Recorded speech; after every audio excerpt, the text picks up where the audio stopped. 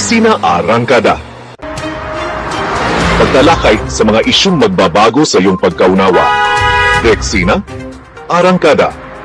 Mga usaping may kaugnayan sa ating kinabukasan. Opisina Arangkada. Dito lang yan sa paborito mong channel, ang The Flyers TV. Subscribe na!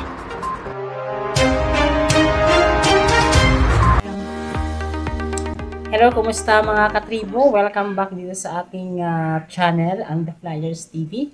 Sa mga hindi pa naka-subscribe, just hit the subscribe button below this video. Ano po, and then pag-follow na rin sa ating Facebook page, ang The Flyers TV. So, i-flex ko lang, ito si Father Joel. Kasi nakita ko lang sa kanyang post, itong napakagandang discussion niya, kung paano isang Kristiyanong Katoliko dapat ay ginagawa yung ating mga obligasyon bilang isang mabuting mamamayang Pilipino. Lalong-lalo na ngayon na grabe, grabe yung nangyari sa ating political system. Maliban po dun sa nandiyan yung impeachment trial, nandiyan yung pagpapalit ng liderato sa Senado, napakadami yung putukan sa Senado. So, nandiyan. So, yung speech na ito o yung comment na sinishare sa atin ni Father Joel, napakaganda at importanteng paalala sa bawat isang Kristiyanong Katoliko, and hindi sa Katoliko, sa lahat. Kasi dapat tayo bilang mga anak ng Diyos, ito ang dapat na ating ginagawa. Iwasan natin. Paano tayo makakaiwas o paano tayo makakapagganap ng ating tungkulin bilang isang mamamayang Pilipino na hindi nagiging bias. Kasi nangyayari sa atin? Para nagiging panatiko tayo. Pag sinabing panatiko, mali man kitama ang isang politiko, talagang sided tayo doon. Lalo na kung mali na yung ginagawa, wala tayong pakialam. Basta sa kanya pa rin tayo nakapanig. This is maling-mali po yung sa katuruan ng Panginoon. So pakinggan natin yung pahayag galing sa sermon po ni Father Joel. So hopefully na maunawaan ito ng lahat at isa puso natin yung mensahe ni Father Joel.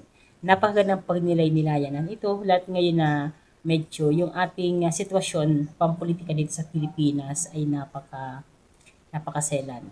Medyo pinagmumula ito ng pagkahati-hati ng ating lahi. Kung tutuusin dapat, maka Duterte ka man, maka Marcos ka man, dapat hindi po tayo magkahiwa-hiwalay bilang isang Pilipino. May kanya-kanya tayong paniniwala at pinaniniwalaan o pinapanigan, pero dahil hindi dapat sumagad doon sa sakdulan. Ultimo yung ating pagka-Pilipino ay nagkakawatak-watak dahil sa mga taong yan. Pero ang mas nakakalungkot pong balita, ito po, meron pa rin pong mga tao, mga Katoliko, mga religious, mas pinagtatanggol pa nila yung politiko kahit na alam nila mali ang kanyang ginagawa.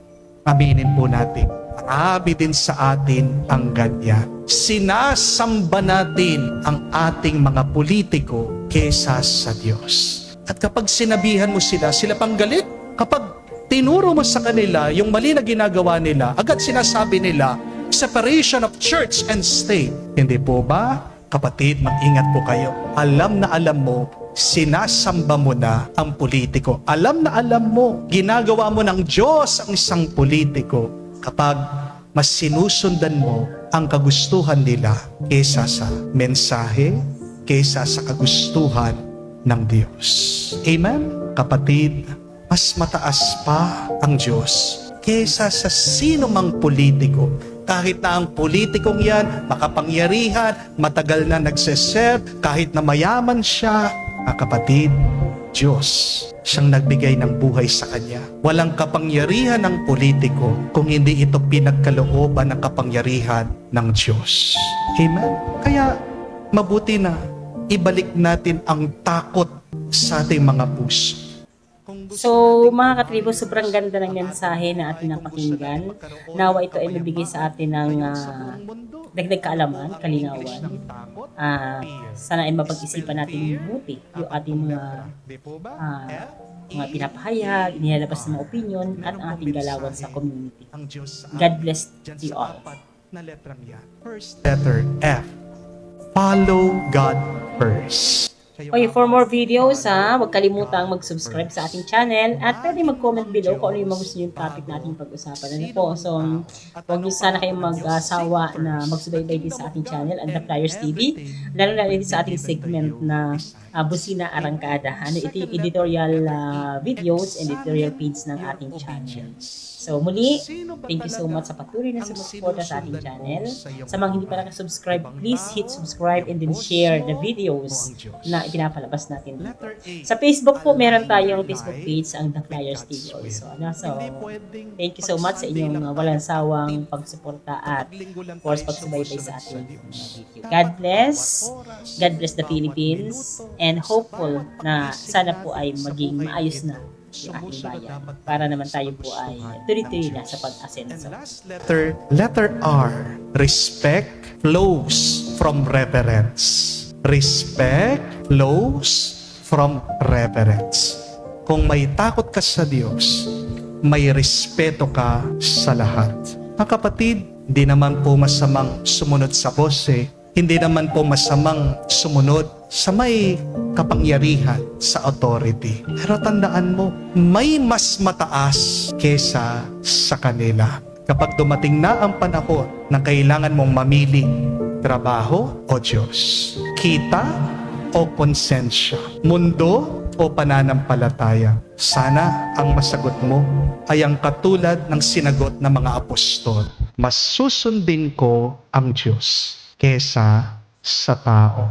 Tandaan niyo po, hindi ka magkakamali sa iyong pagsunod sa Diyos. Maaaring mahirap sumusunod sa ating Panginoon. Pero bandang huli, pinagpapala ng Diyos ang mga tapat sa Kanya. Bandang huli, ang mga tapat na sumusunod sa Diyos ay binibigyan niya hindi lang ng buhay, kung hindi buhay na magpa sa walang hanggan.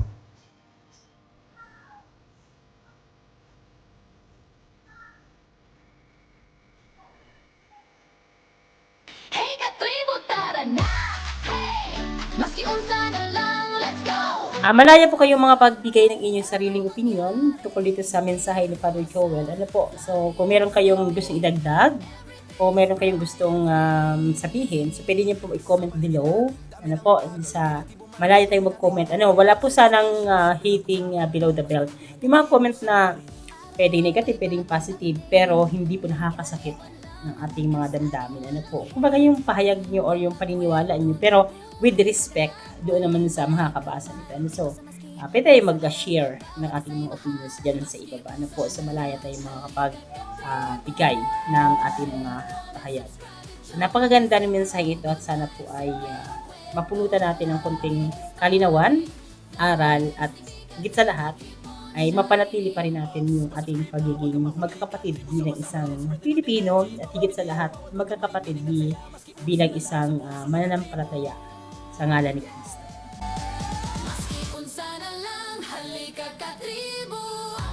Share, comment, subscribe, and join sa crew. Good vibes, simpleng kwento, laging inspiring. Flyers TV Katribo, keep on shining. Katribo, tara na. Maski unsa na lang. Tribo, tara na. Maski unsa na lang. Tribo, tara na. Maski unsa na lang. Tribo, tara lang.